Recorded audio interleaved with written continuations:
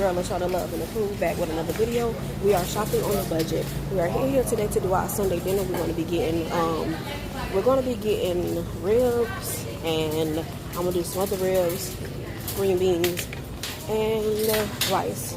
That's what the kids want to have today. That's what we're gonna have. And also we're gonna do a homemade lemonade as well, and it's gonna be with fruit inside of it. But y'all tune in. I found some ribs for $13.92. I think that's a good buy. So we're gonna get those. And I need 2 slabs because my family is big. So I'm also gonna get the ones that's $15.01. I think that's also a good buy. Okay, I have found everything I need to have. I have my strawberries for my lemonade. I have my pineapple for my lemonade. We have marshmallow fluff for our dessert. We're gonna have Rice Krispie treats with dried strawberries in it. We got our ribs, and we have the Rice Krispies, of course, and then our lemonades in our lemonade squeezers, because we're going to squeeze our own lemonades. We're not going to make lemonade from out the store. We're going to do it the old-fashioned way and squeeze it. Okay, I told it $60.97 for our items for our dinner tonight. Shopping on a budget. Ribs day, not the regular ribs, not the kind of ribs that y'all be cooking on the grill, but we're gonna be doing some smothered ribs. That's southern stuff. Yes, my kids love gravy, and I don't really like barbecue sauce, so that's my little thing. So the reason why I don't hardly ever do barbecue ribs, because I don't like barbecue sauce. But it is what it is. We're finna do these smothered ribs, baby. Get into it. Okay, y'all, listen now. For my seasonings that I use on my meat, I'm gonna be using a lemon pepper today. One of my favorite things, Larry's today.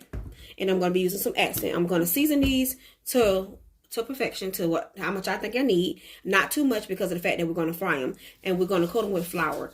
And so when I fry them, I put them in my deep fryer, and I fry them after I put the seasoning on. I don't put too much, because we're going to put it inside of a pot and make a gravy too. And the gravy is going to also have its own seasoning. So you don't need to put that much of it on there. But yeah, get into it.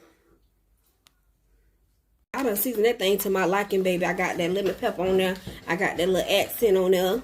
And I got this Larry's already on there, baby. So I'm seasoning it to my liking.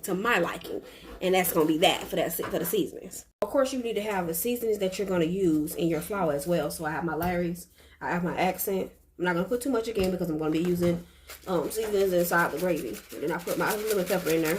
Not too much, but just a little bit.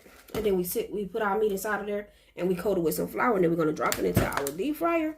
And baby, you're going to want to eat this without the gravy. I'm telling you now, because it's some good eating, baby. Y'all better try this meal.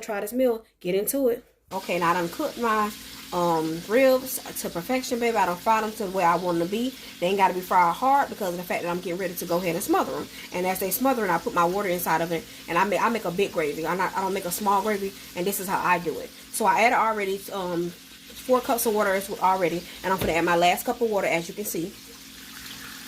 Add your last cup of water, which will be making 6 cups of water. And then I put my onions in there. I add onions and bell peppers. I already have them cut up. And I put a little bit, just until you eyeball it. You put how much you want. I like more bell peppers and onions. So we have our onion Lipton soup mix. And this is what we get, the Lipton onion soup mix. And then we put it in there. And like I was telling you before, we don't put that much onions in there, because of the fact that this have its own dry onions as well already. And we don't use a lot of seasoning, because it has its own seasoning. The seasoning, onion Lipton soup mix has seasoning in it, and it's very much seasoned well. So you don't have to put no extra nothing in there. You just put that in there. You just let it simmer down for about maybe an hour and a half, 2 hours, and then you'll have your night. Well, I like the mine's kind of like falling off the bone a little bit. You can always just cook it for about maybe an hour. It's just to your eyeballing and to your liking. It's boiling, y'all. It's getting the gravy going, baby. It's boiling. I have it on a little bit higher temperature at the first, and then I cut it down. I just like to let it boil first, and then I let it boil for a few minutes, and then after that I turn it down. So now my best friend is over here putting the green beans in the pot. Yeah. And then he's making the rice. I don't call him my husband no more. Yeah, whatever. See that this meat is simmering, and as you can see that it's already making its own gravy. The reason why it's making its own gravy is because, number one, flour is already on the meat. And when you have flour on the meat and you boiling the flour, it kind of makes its own gravy. I normally add maybe like 1 teaspoon, or no, 1 tablespoon or teaspoon, either or, however I feel like it is. If I feel it's too thick, then I don't add too much to it. But however I see it, I just look at it and I eyeball it. And as you can see, it's making its own gravy. I don't really have to put anything else in it, but I'm going to go ahead and put maybe just a little bit of flour inside of it. Just a little bit to thicken it up, because I want it to be thick. But it's making its gravy already, and it just started boiling. So just imagine when it get done, how much how nice the gravy going to be. It's not too thick, it's not too loose, but I'm going to add just a little bit of flour to it, just a little bit. Okay, we're putting our water in the pot for our rice. We already done 2 cups. We're going to do, in total, we're going to do 6 cups of water and 3 with rice. Remember, how to make rice is you do half and half. If you know how to cook rice, because a lot of people don't know how to cook rice, and it's very easy. It's very much easy to cook rice. You just double whatever it is with water. So like I said, if you're doing 6 cups of water, you're doing 3 cups of rice. You know, it's an easy measurement. It's not that hard. And always, if you're not good at cooking rice and you're new at cooking rice, please do the pre-boiled rice, please. Pre-boiled rice is the most easiest rice to cook. It'll be easier for you to do it. And then once you let it boil, and once it boils, put your little bit like oil. Or some people use oil, some people use butter. And some people like to put seasoning in it. I don't put no seasoning in mine. I may put a little bit of salt and pepper sometimes and butter inside of it. I use butter, I don't use oil.